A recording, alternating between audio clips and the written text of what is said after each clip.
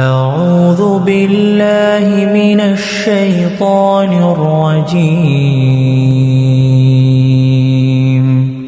بسم الله الرحمن الرحيم.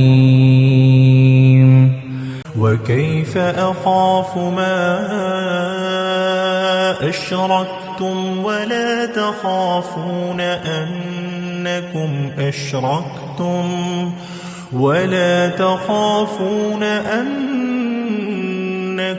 أشركتم بالله ما لم ينزل به عليكم سلطانا، فأي الفريقين أحق بالأمن إن كنتم تعلمون. الذين آمنوا ولم يلبسوا إيمانهم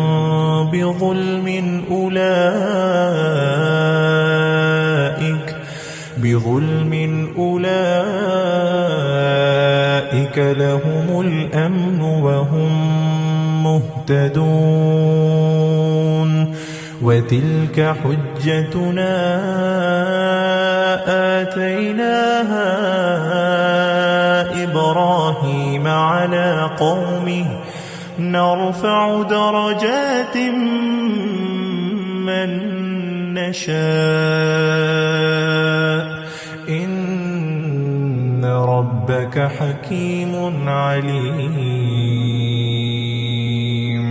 ووهبنا له إسحاق ويعقوب كلا هدينا ونوحا هدينا من قبل ومن ذريته داود وسليمان وأيوب ويوسف وموسى وهارون وكذلك نجزي المحسنين. وزكريا ويحيى وعيسى وإلياس كل من الصالحين. وإسماعيل واليسع ويونس ولوطا وكلا فضلنا على العالمين. ومن آبائهم وذرياتهم وإخوانهم واجتبيناهم وهديناهم إلى صراط مستقيم.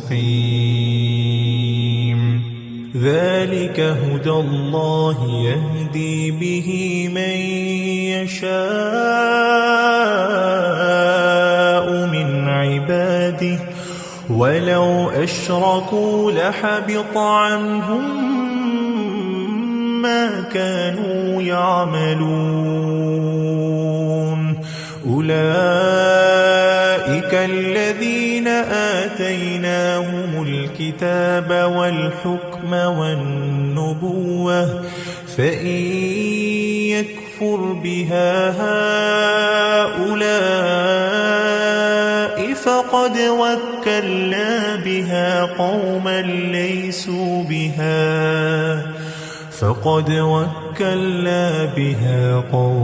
ليسوا بها بكافرين. أولئك الذين هدى الله فبهداه مقتدي. قل لا أسألكم عليه أجرا إن هو إلا ذكرى للعالمين. وما قدروا الله حق قدره إذ قالوا ما أنزل الله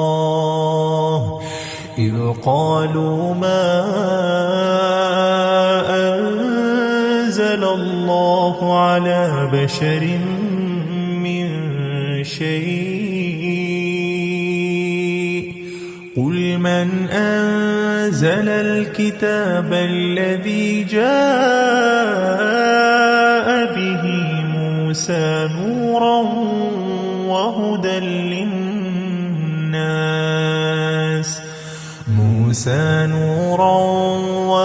للناس تجعلونه قراطيس تبدونها وتخفون كثيرا وعلمتم ما لم تعلموا أنتم ولا آباؤكم قل الله ثم ذرهم في خوضهم يلعبون وهذا كتاب أنزلناه مبارك مصدق الذي بين يديه ولتنذر أم القرى ومن حولها والذين يؤمنون بالآخرة يؤمنون به وهم على صلاتهم يحافظون ومن أظلم ممن افترى على الله كذبا أو قال أوحي إلي ولم يوح إليه شيء ومن قال سأنزل مثل ما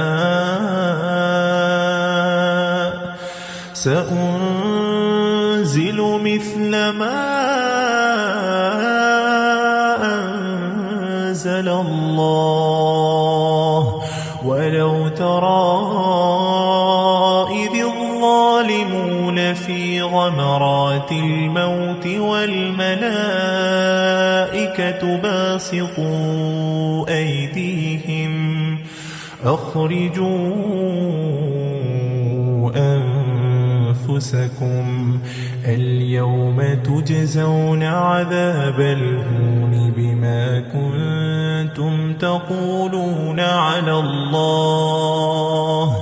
بما كنتم تقولون على الله غير الحق وكنتم عن آياته تستكبرون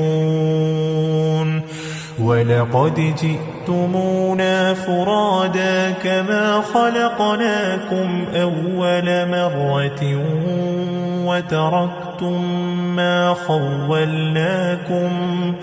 وتركتم ما خولناكم وراء ظهوركم وما نرى معكم شفعاءكم الذين زعمتم أنهم فيكم شركاء لقد تقطع بينكم وضل عنكم ما كنتم تزعمون إن الله فالق الحب والنوى يخرج الحي من الميت ومخرج الميت من الحي ذلكم الله فأنى تؤفكون فالق الإصباح وجعل الليل سكنا والشمس والقمر حسبانا ذلك تقدير العزيز العليم وهو الذي جعل لكم النجوم لتهتدوا بها في ظلمات البر والبحر قد فصلنا الآيات لقوم يعلمون وهو الذي أنشأكم من نفس واحدة وهو الذي أنشأكم من نفس واحدة فمستقر ومستودع قد فصلنا الآيات لقوم يفقهون وهو الذي أنزل من السماء ماء فأخرجنا به نبات كل شيء فأخرجنا منه خضرا نخرج منه حبا متراكبا ومن النخل من طلعها قنوان دانية وجنات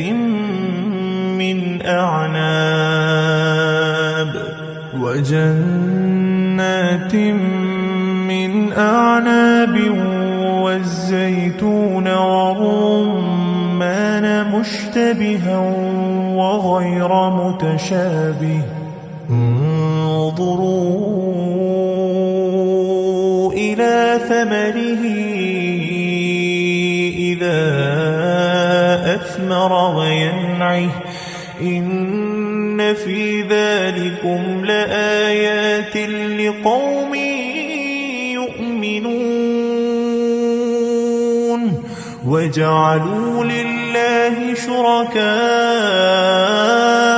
الجن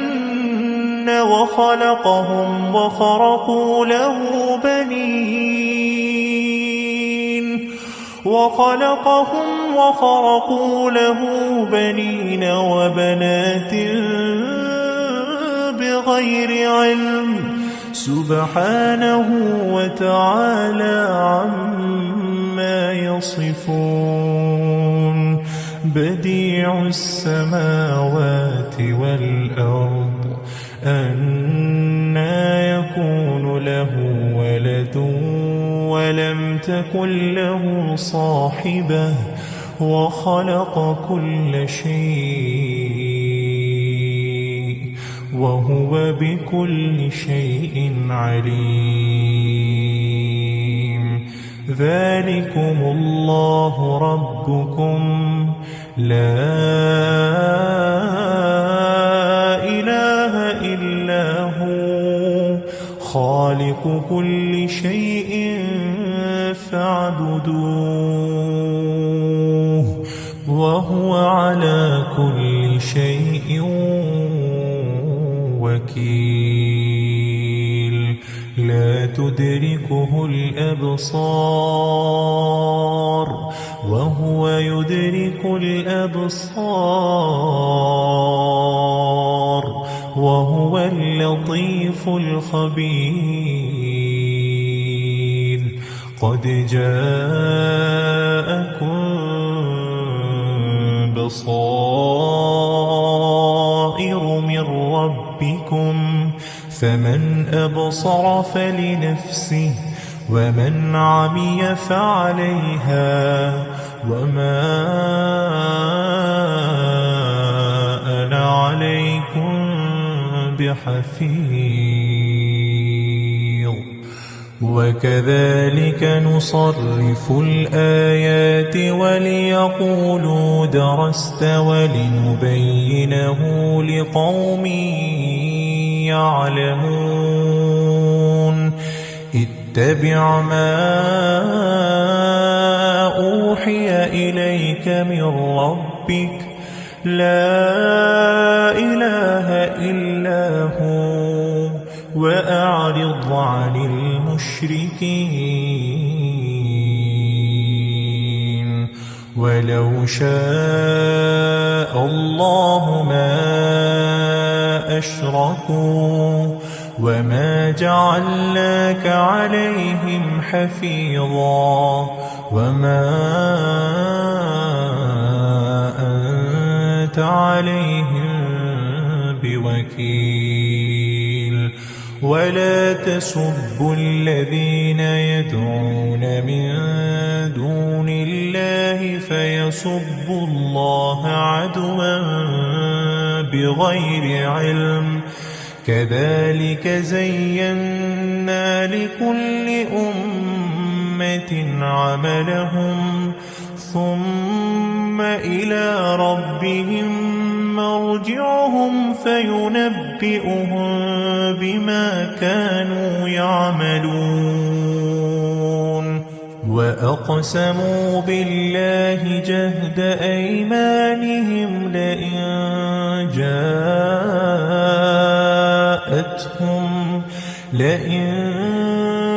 جاءتهم آية ليؤمنن بها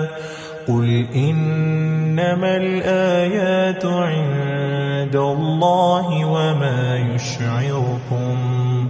أنها إذا جاءت لا يؤمنون ونقلب أفئدتهم وأبصارهم كما لم يؤمنوا به أول مرة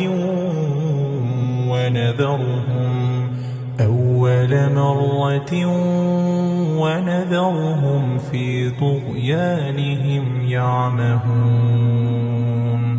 ولو أننا نزلنا إليهم الملائكة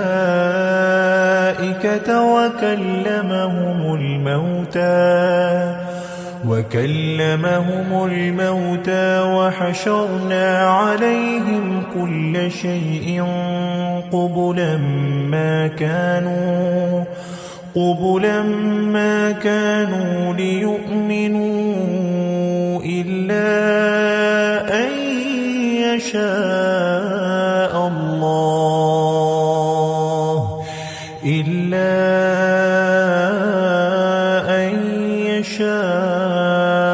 الله ولكن أكثرهم يجهلون وكذلك جعلنا لكل نبي عدوا شياطين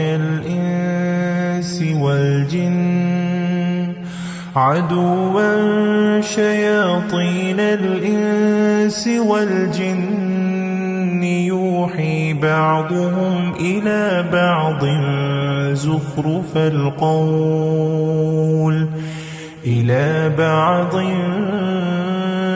زخرف القول غرورا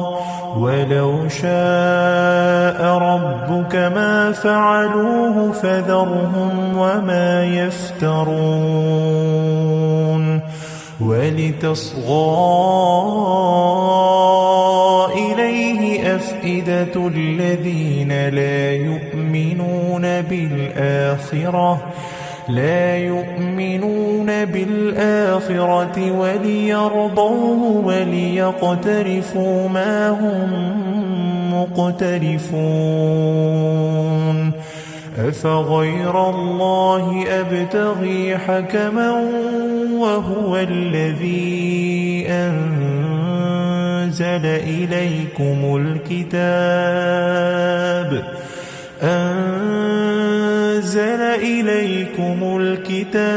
مفصلا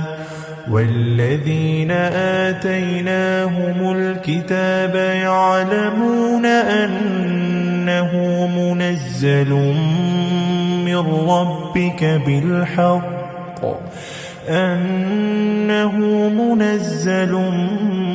من ربك بالحق فلا تكونن من الممترين وتمت كلمة ربك صدقا وعدلا لا مبدل لكلماته وهو السميع العليم وإن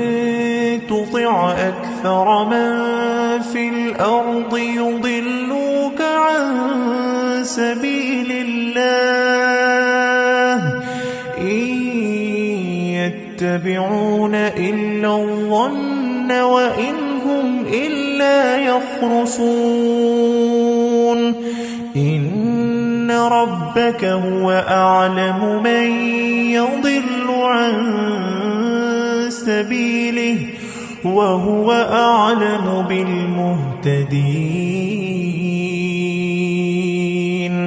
فكلوا مما ذكر اسم الله عليه إن كنتم بآياته مؤمنين وما لكم ألا تأكلوا مما ذكر اسم الله عليه وقد فصل لكم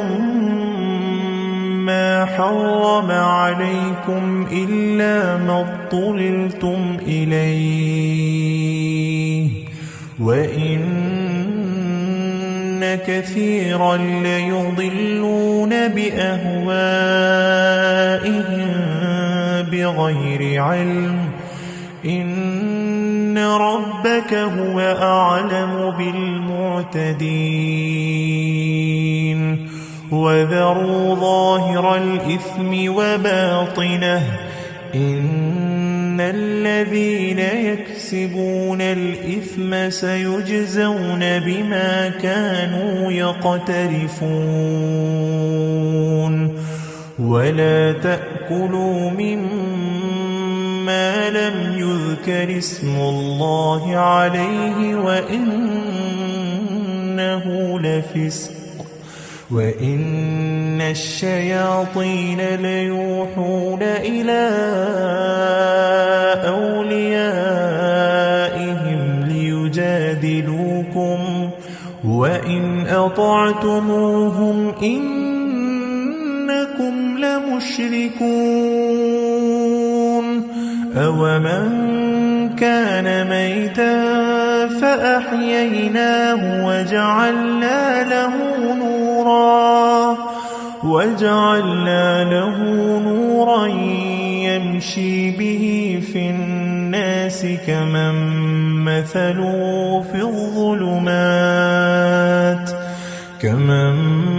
مثله في الظلمات ليس بخارج منها كذلك زين للكافرين ما كانوا يعملون وكذلك جعلنا في كل قرية أكابر مجرميها ليمكروا فيها وما يمكرون إلا بأنفسهم وما يشعرون وإذا جاءتهم آية قالوا لن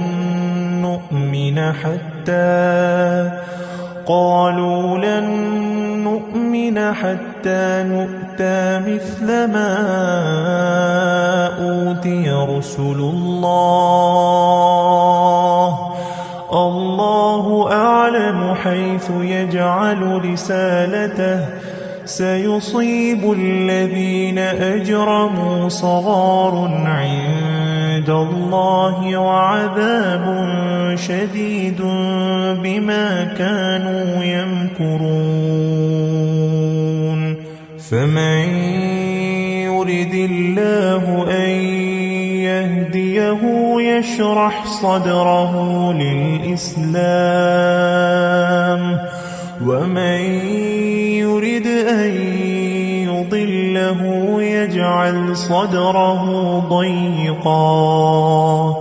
يجعل صدره ضيقا حرجا كأنما يصعد في السماء كذلك يجعل الله الرجس على الذين لا يؤمنون هذا صراط ربك مستقيما قد فصلنا الآيات لقوم يذكرون لهم دار السلام عند ربهم وهو وليهم بما كانوا يعملون ويوم يحشرهم جميعا يا معشر الجن قد استكثرتم من الإنس وقال أولياؤهم من الإنس ربنا استمتع بعضنا ببعض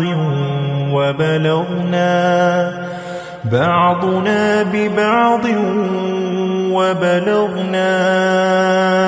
أجلنا الذي أجلت لنا قال النار مثواكم خالدين فيها إلا ما شاء الله إن ربك حكيم عليم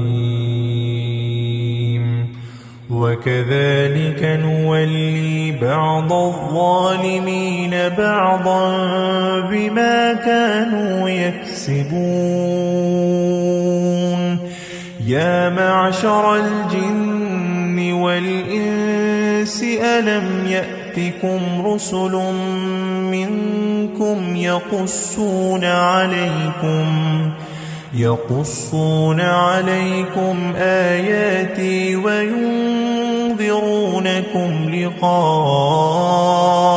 يومكم هذا قالوا شهدنا على أنفسنا وغرتهم الحياة الدنيا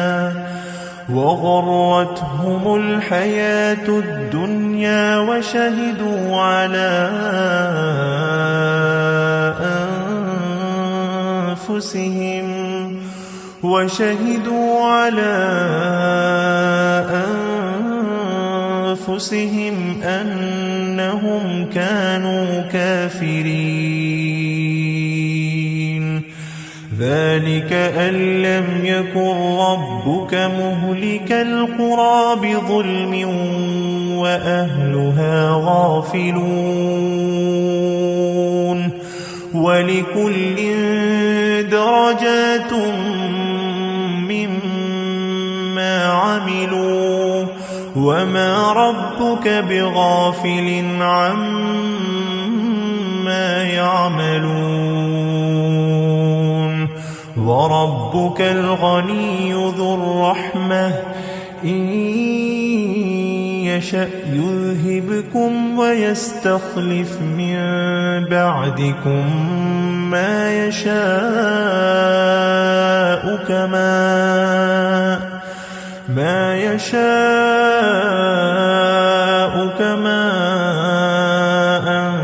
أنشأكم من ذرية قوم آخرين إنما توعدون لآت وما أنتم بمعجزين قل يا قوم اعملوا على مكانتكم إني عامل فسوف تعلمون من تكون له عاقبة الدار إنه لا يفلح الظالمون وجعلوا لله مما ذرأ من الحرث والأنعام مما ذرأ من الحرث والأنعام نصيبا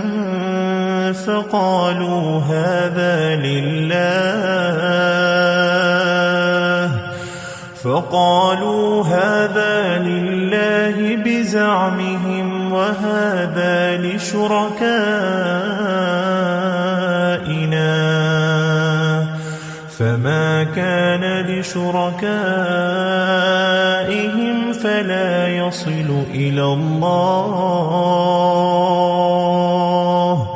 وما كان لله فهو يصل إلى شركائهم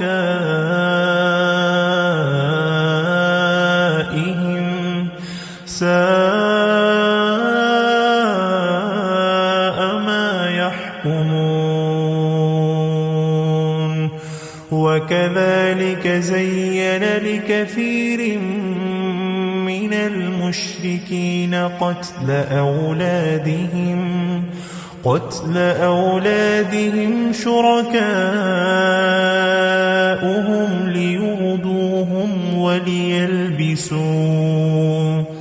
ليرضوهم وليلبسوا عليهم دينهم ولو شاء الله ما فعلوه فذرهم وما يفترون وقالوا هذه أنعام وحرث حجر لا يطعمها إلا من نشاء بزعمهم وأنعام حرمت ظهورها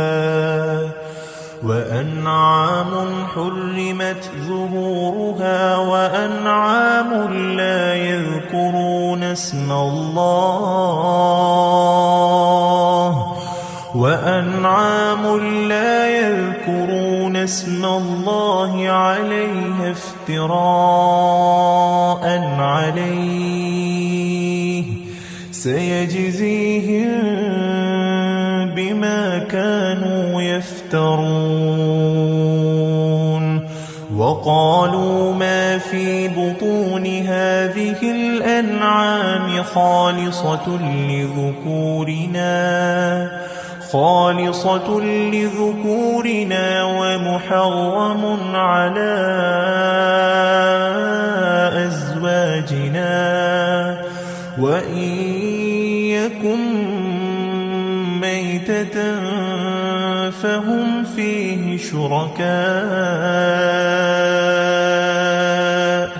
سيجزيهم وصفهم إنه حكيم عليم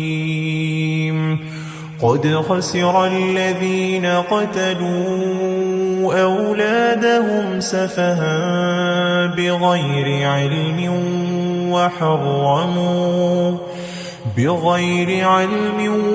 وحرموا ما رزقهم الله افتراء على الله قد ضلوا وما كانوا مهتدين وهو الذي أنشأ جنات معروشات وغير معروشات والنخل والزرع مختلفا أكله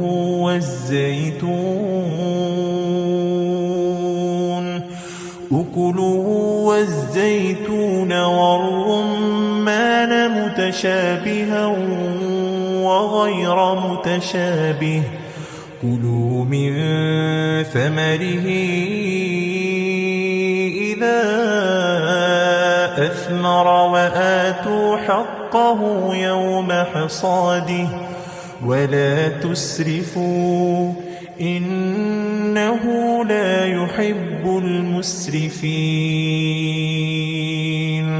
ومن الأنعام حمولة وفرشا كلوا مما مما رزقكم الله ولا تتبعوا خطوات الشيطان إنه لكم عدو مبين 8 أزواج من الضأن 2 ومن المعز 2 قل الذكرين حرم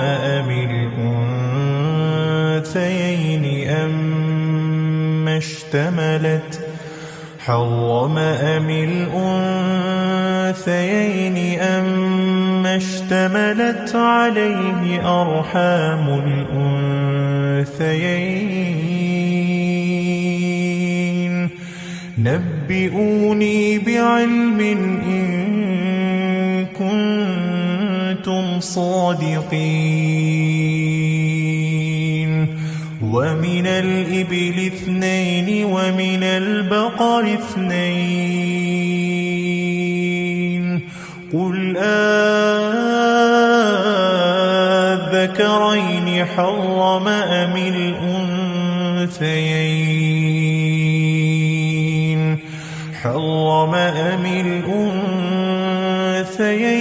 أما اشتملت عليه أرحام الأنثيين أم كنتم شهداء إذ وصاكم الله بهذا فمن أظلم ممن افترى على الله كذبا ليضل الناس بغير علم إن الله لا يهدي القوم الظالمين قل لا أجد فيما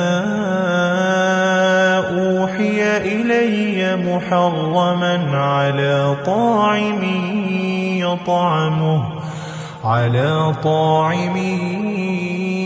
يطعمه إلا أن يكون ميتة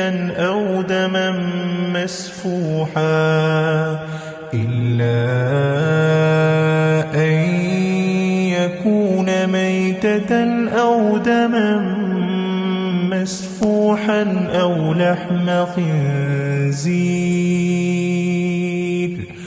أو لحم خنزير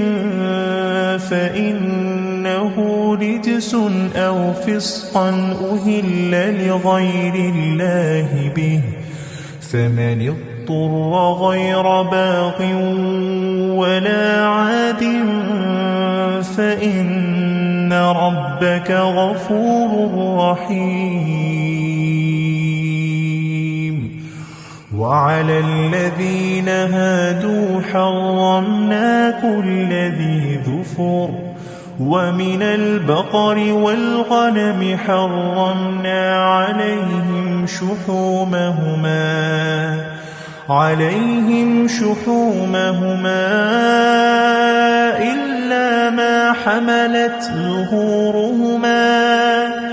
إلا ما حملت ظهورهما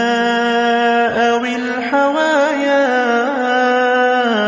أو ما اختلط بعظم ذلك جزيناهم ببغيهم وإنا لصادقون فإن كذبوك فقل ربكم ذو رحمة واسعة ولا يرد بأسه عن القوم المجرمين سيقول الذين أشركوا لو شاء الله ما لو شاء الله ما أشركنا ولا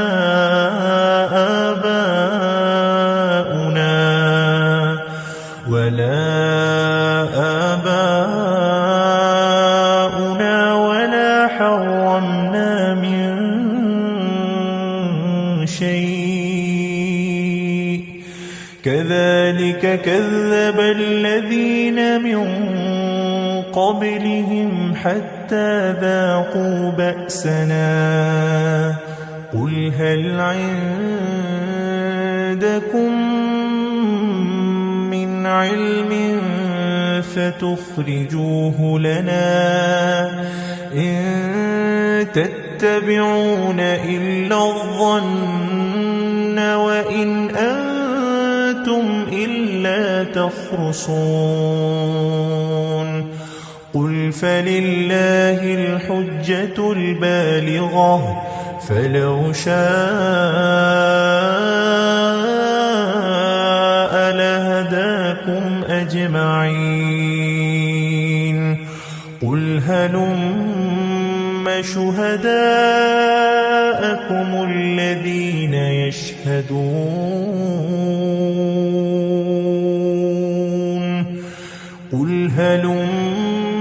شهداءكم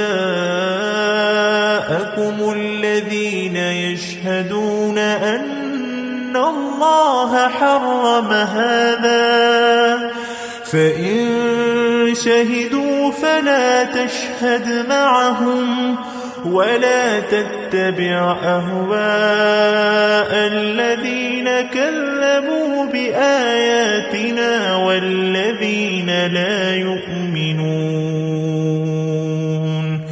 والذين لا يؤمنون بالآخرة وهم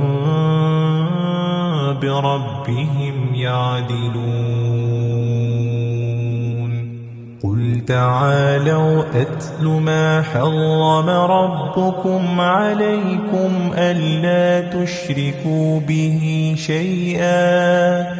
ألا تشركوا به شيئا وبالوالدين إحسانا ولا تقتلوا أولادكم من إملاق نحن نرزقكم وإياهم ولا تقربوا الفواحش ما ظهر منها وما بطن ولا تقتلوا النفس التي حرم الله إلا بالحق ذلكم وصاكم به لعلكم تعقلون ولا تقربوا مال اليتيم إلا بالتي هي أحسن حتى يبلغ أشده وأوفوا الكيل والميزان بالقسط لا نكلف نفسا إلا وسعها وإذا قلتم فاعدلوا ولو كان ذا قربى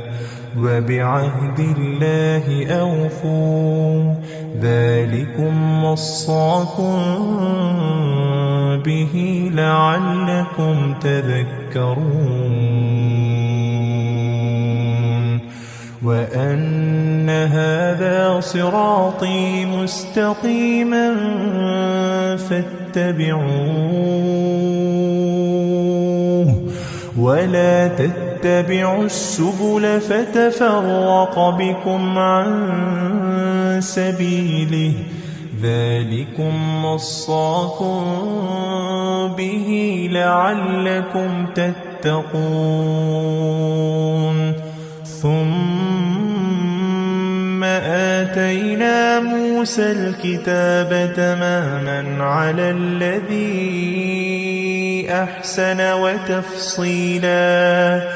أحسن وتفصيلا لكل شيء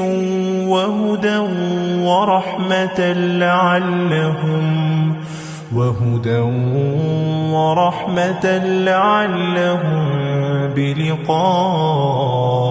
ربهم يؤمنون وهذا كتاب أنزلناه مبارك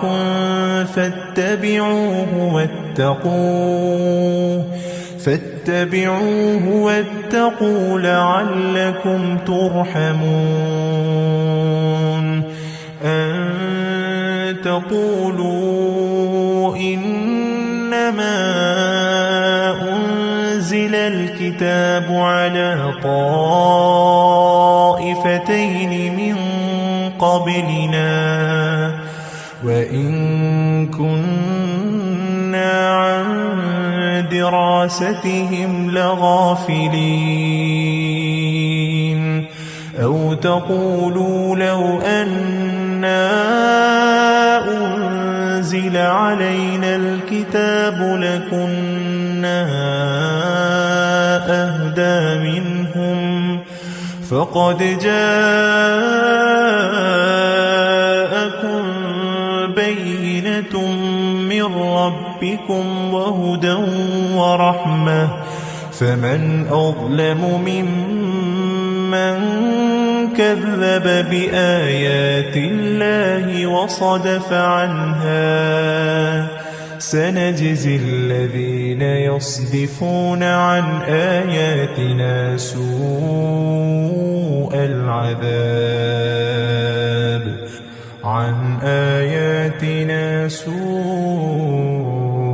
العذاب بما كانوا يصدفون هل ينظرون إلا أن تأتيهم الملائكة أو يأتي ربك أو يأتي بعض آيات ربك يوم يأتي بعض آيات ربك لا ينفع نفسا إيمانها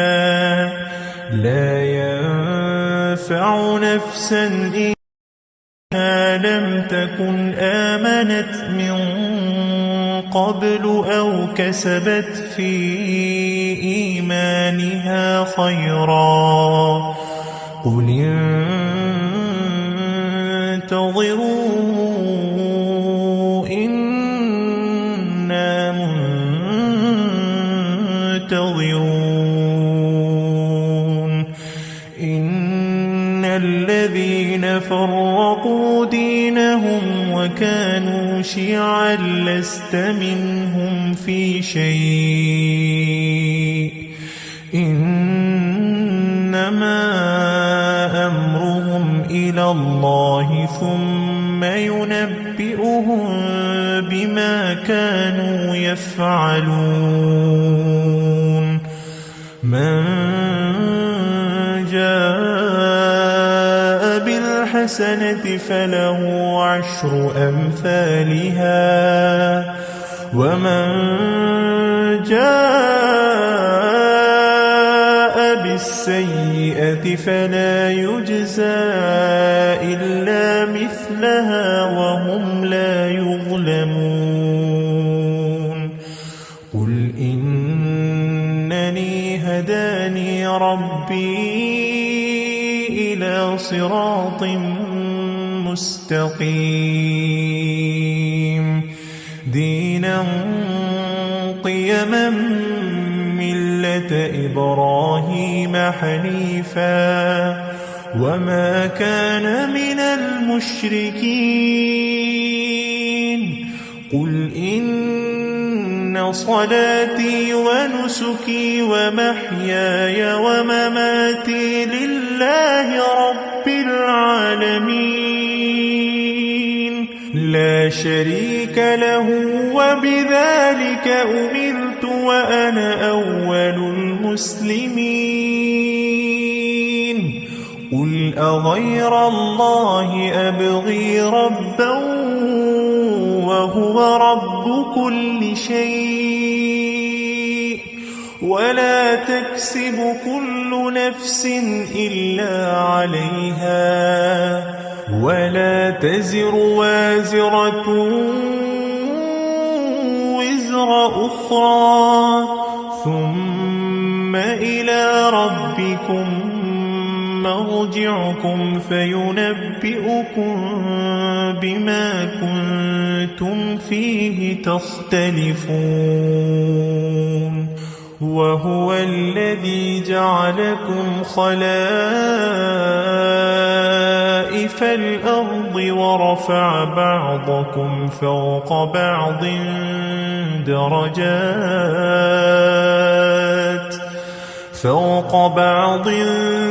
درجات ليبلوكم فيما